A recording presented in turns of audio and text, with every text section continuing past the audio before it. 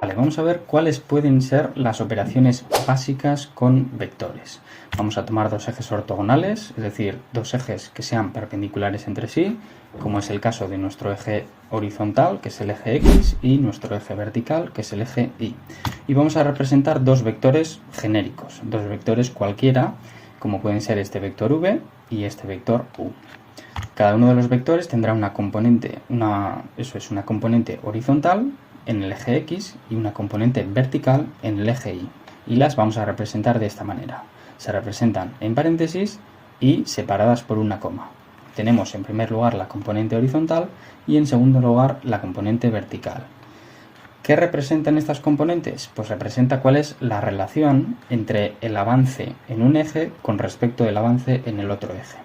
¿Esto qué quiere decir? Que si yo avanzo una serie de unidades en el eje horizontal, voy a avanzar otra cantidad de unidades en el eje vertical.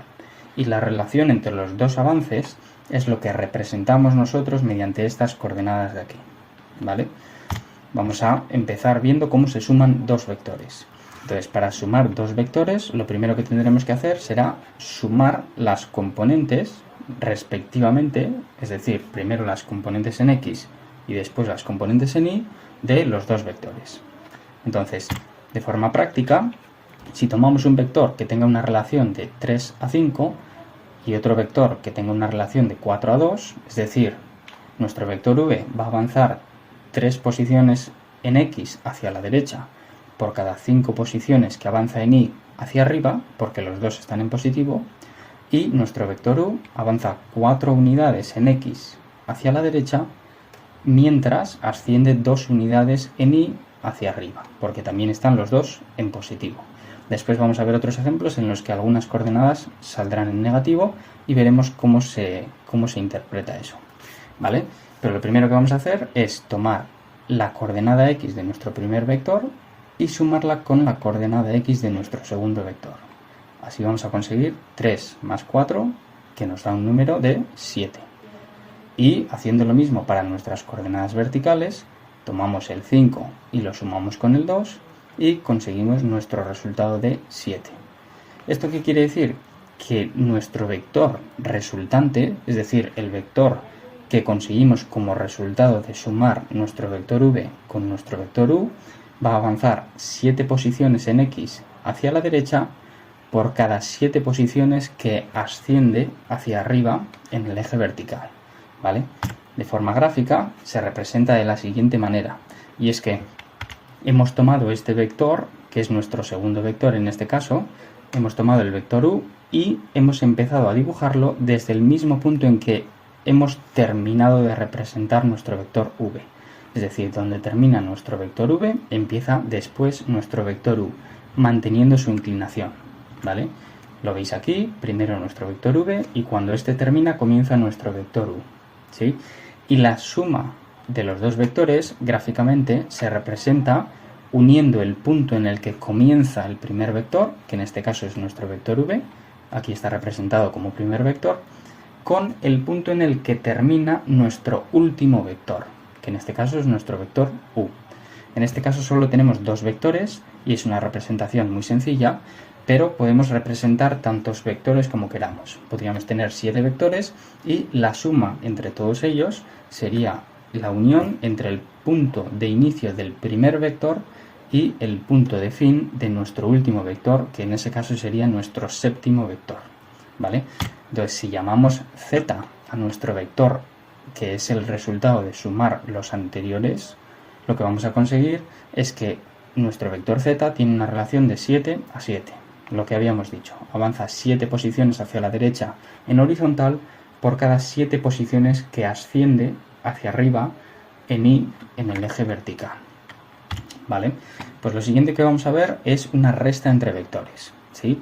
Una resta se puede representar de una manera un poco diferente y es como la suma de un vector negativo. ¿Vale? Es decir, es lo mismo restarle a nuestro vector V el vector U que sumarle a nuestro vector V un vector U que realmente sea negativo, ¿vale? ¿Y cómo se representa esto? Pues si os fijáis tenemos el mismo escenario que antes, tenemos los dos vectores tal y como los teníamos antes, el vector v y el vector u, y vamos a coger el vector u y le vamos a dar la vuelta, ¿sí? Le estamos poniendo el símbolo negativo y por ello le estamos dando la vuelta. Entonces, ¿qué va a pasar si le damos la vuelta al vector u y después se lo sumamos a nuestro vector v? Que vamos a conseguir un resultado como este. Es decir, le hemos dado la vuelta al vector u y se lo hemos sumado al vector v como lo habíamos hecho en el caso anterior. Justo donde termina el vector v, que es nuestro primer vector, comienza nuestro vector u, que es el segundo que tenemos. ¿Vale? Y gráficamente, ¿cómo se representa el resultado de estos dos vectores? Pues de esta manera. Comenzamos desde el punto en el que empieza nuestro primer vector y terminamos donde termina nuestro último vector, que en este caso es el vector u. ¿Vale? De forma numérica tenemos algo muy similar a lo que teníamos antes. Vamos a coger la componente en x de nuestro primer vector y en este caso le vamos a restar la componente en x del segundo vector. Tenemos aquí, en el ejemplo que hemos elegido, 3 menos 4, que nos da un resultado de menos 1. Eso para el eje horizontal. Y para el eje vertical tenemos 5 menos 2, que nos da un resultado de 3. Y esto es lo que os decía. Tenemos casos en los que algunas componentes van a ser negativas. ¿Y eso qué quiere decir? Pues si la componente que es negativa es la componente horizontal, como es el caso, quiere decir que el vector se mueve hacia la izquierda. Y si la componente que es negativa llegara a ser la del eje vertical, querría decir que el vector se desplaza hacia abajo. ¿Vale? Bien, pues conseguimos un vector que tiene esta relación de aquí, que va a ser nuestro vector z, que es el resultado de haber restado a nuestro vector v el vector u. Bien. Y por último, vamos a aprender a cambiar la magnitud de un vector, pero manteniendo siempre la relación entre el avance en el eje horizontal y el avance en el eje vertical. Es decir, no queremos cambiar la inclinación de nuestro vector, lo que queremos es cambiar cuán largo sea nuestro vector, ¿sí? Queremos cambiar cuál es su magnitud, ¿vale? Entonces lo que podemos hacer es multiplicar a nuestro vector v, tal y como lo conocíamos antes, por un número cualquiera, un escalar, que pueda ser, por ejemplo, este número 3, ¿vale?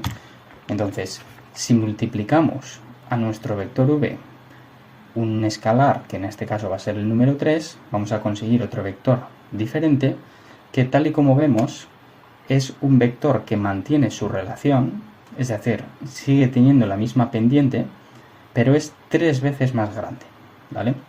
¿Y esto por qué ocurre? Porque cuando multiplicamos a un vector un número, estamos multiplicando a cada una de sus componentes ese número, ¿sí? Si teníamos un avance de 5 unidades en x, ahora vamos a tener 3 por 5, 15 unidades hacia la derecha, y si teníamos un avance de 3 unidades en y, ahora vamos a tener 3 por 3, 9 unidades hacia arriba, ¿vale?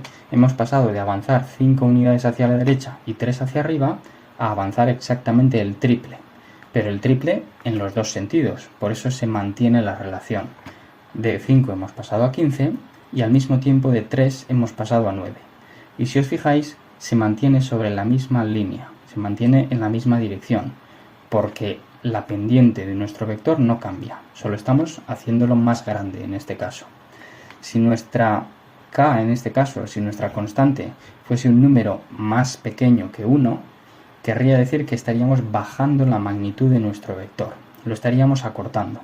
Entonces, si multiplicásemos este vector de aquí, por ejemplo, por una constante que fuese 0,5, por un número que fuese menor que 1, estaríamos haciendo el vector más pequeño, pero realmente seguiría manteniendo la relación.